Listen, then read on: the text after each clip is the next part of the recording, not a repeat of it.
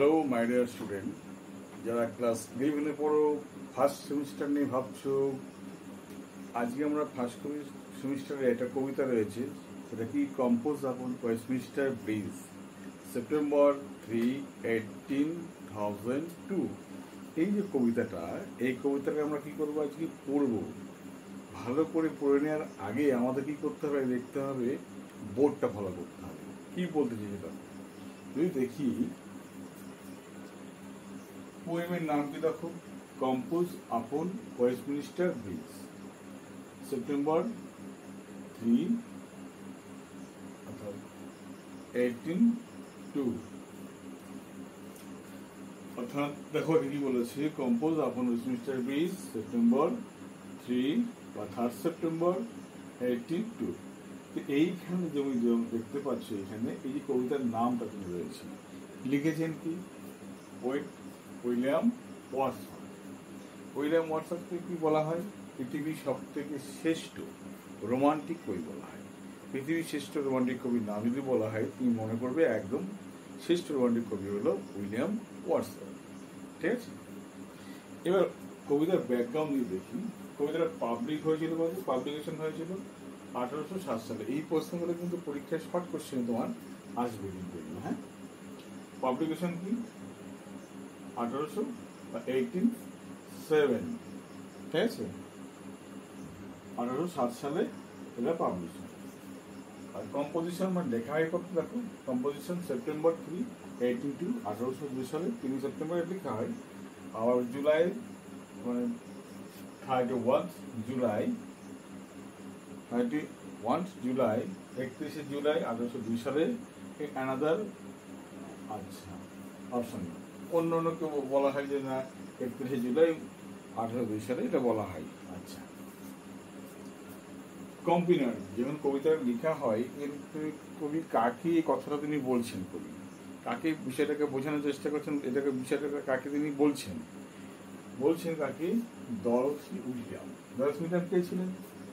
William Watson, তার বোনের নাম ছিল ডরোথি উইলিয়াম।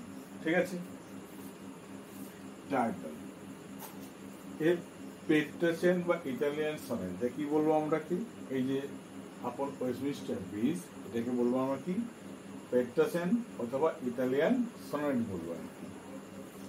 আচ্ছা, রাইম, এই রাইমটা কি রয়েছে দেখো, অক্টাভ যে পার্টটা, সেই পার্টটা এবি বিএ এই ছন্দে লেখা হয়েছে। আবার শেষের যে পার্টটা, সেই পার্টটা কি আছে, আর কি সিডি এই যে, বা সিডিসি ডিসিডি, এই যে ছন্দলয়, সেই ছন্দলয়ে লেখা আছে। এটা হয়ে গেল। এবার দেখি মেটা মানে ছন্দের ভাবটা কেমন ছিল। ল্যাম্বিক পেট্রামেট, আচ্ছা পেট্রামেটা, ল্যাম্বিক পেট্রামেটা, অথবা এটাকে মেটাফোরও তুমি বলতে পারো। জায়গাটাই বইতে তুমি মেটাফোরও একসঙ্গে পেতেও পারো। ঠিক আছে, আচ্ছা মুডটা কি ছিল, ট্যাঙ্কুইল, মানে শান্ত প্রকৃতির একটা পরিবেশ সেখানে তুমি পাবে কবিতার মধ্যে।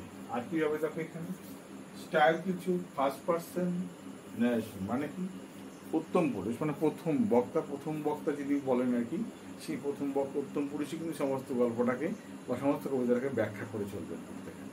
ঠিক আছে, আবার কি আছে দেখো এখানে, থিম কি ছিল, heart snatching beauty of London শহরের হৃদয় কেড়ে নেওয়ার মতো সৌন্দর্যের ব্যাখ্যা কিন্তু এখানে বলা হয়েছে। এই ছিল কবিতার ইনার পার্টটা, যে ইনার পার্ট থেকে কোশ্চেন হতে পারে, সেই পার্টটা তোমাদেরকে আমি দেখালাম। এবার চলো আমরা কি করি, কবিতাটা পড়ে নিই। কম্পোজ আপন Westminster bridge, September 3, 1802, William Watson. কি বলেছে দেখো, আর্থ হ্যাজ নট এনিথিং, আর্থ মানে পৃথিবী, এই পৃথিবীর নেই কোনো কিছু, মানে আর্থ হ্যাজ নট এনিথিং, পৃথিবীর কোনো কিছু নেই বা এমন কিছু নেই, টু শো মোর ফেয়ার, যা দেখাবে এত সুন্দর, এত চমৎকার দেখাতে পারে। ডাল উড বি অফ সোল, সে নির্বোধ হয়ে যাবে বা তার আত্মা অতৃপ্ত হয়ে যাবে কি হু কুড পাস বাই, অর্থাৎ যে এই সৌন্দর্যের পাশ দিয়ে যাবে বা যায়নি যাবে অথচ এই সৌন্দর্য অনুভব করতে পারবে না, তার আত্মাটা কিন্তু অতৃপ্ত রয়ে যাবে। ঠিক আছে, অর্থাৎ তার আত্মা কিন্তু একটা প্রকৃতির একটা বড় চমৎকারিত্ব থেকে সে বঞ্চিত হয়ে গেল। A sight so touching in its majesty, মানে অলৌকিকতা, রাজভঙ্গিমতা বা রাজভঙ্গিতে বা ভঙ্গি বা কৌশলগত দিক থেকে, ম্যাজেস্টি মানে কি অলৌকিকতা বা রাজসিকতার দিক থেকে তুমি বলতে পারো নাকি, এত হার্ট টাচিং মানে সো টাচিং, এত স্পর্শকর, এত হৃদয় স্পর্শকর। আবার দেখো এ সাইড সো টাচিং, এই সাইড মানে হলো দৃশ্য, সো টাচিং এত হৃদয় স্পর্শকর, ইন হিজ ম্যাজেস্টি তার রাজকীয়তার ক্ষেত্রে বা অলৌকিকতার ক্ষেত্রে এত হৃদয় স্পর্শকর। দিস সিটি নাও দট, এই যে শহর নাও দ্য ডিওটি দট মানে হ্যাজ হ্যাভ হ্যাড, এই তিনটাকে একসঙ্গে ব্যবহার করাকে দট বলা হয়। ঠিক আছে, এই শহর এখন যেটা আছে কি মনে হচ্ছে, লাইক এ গার্মেন্ট ওয়্যার, মনে হচ্ছে গার্মেন্ট ওয়্যার, পোশাক পরে আছে। গার্মেন্ট মানে কি পোশাক, ওয়্যার মানে কি পরে আছে, মানে কিরকম দেখো আমাদের কোনো জায়গায় কোনো অনুষ্ঠান হলে, কোনো উদযাপন হলে তখন আমরা কি করি, প্যান্ডেল করি, বেশ সেগুলোকে সাজিয়ে রাখি। কিন্তু এখানে দেখা যাচ্ছে লন্ডন শহরটা যেন প্রকৃতি আর মানুষ সমন্বয়ে এমনভাবে সাজিয়েছে যেন চমৎকারিত্ব সৃষ্টি করেছে ওই জায়গাটা। ঠিক আছে, তাই মনে হচ্ছে প্রতিটা বাড়িটা প্রতিটা জায়গা মনে হচ্ছে কি একটা প্যান্ডেল করে সুন্দর করে সজ্জিত করা আছে, এইভাবে সজ্জিতভাবে রয়েছে আর কি। তাই বলছে এখানে দেখে মনে হচ্ছে গার্মেন্ট যেন সদ্য পোশাক পরেছে বা সদ্য কেউ যেন সজ্জিতভাবে প্যান্ডেল করে রাখার যে শোভা, সে শোভা দিয়েছে। The beauty of the morning, সকালবেলার সৌন্দর্য, সাইলেন্ট বিয়ার, অর্থাৎ নীরবতা, বিয়ার মানে বজায় থাকে সবসময়, অর্থাৎ সকালবেলা যে সৌন্দর্য, সেই সৌন্দর্য কি থাকে, নীরবতা বিরাজ করে। আর কি দেখো, শিপ, টাওয়ার, ডোম, থিয়েটার, টেম্পল, লাইট, জাহাজ, বড় বড় গম্বুজ, বড় বড় নাট্যশালা, মন্দির প্রভৃতি যেন লাইনে অবস্থান করছে, ওপেন খোলা অবস্থায় রয়েছে।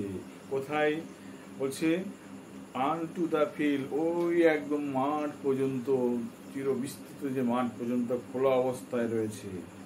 অ্যান্ড টু দ্য স্কাই, এবং সেই আকাশের নিচে বা আকাশ পর্যন্ত, মানে এটা কি দাঁড়ালো, খোলা আকাশের নিচে, আকাশের নিচে ফাঁকা ময়দানে ওই জাহাজ, গম্বুজ, তার নাট্যশালা, মন্দির, এই জগতে যা কিছু ছিল সমস্ত কিছু যেন খোলা অবস্থায় রয়েছে। ঠিক আছে, ওখানে চুরি করার কেউ নেই, চুরি হওয়ারও কিছু নেই ওখানে, এতই সিকিউর বন্দোবস্তা, এতই মানুষের মধ্যে সংযম ব্যবস্থা রয়েছে।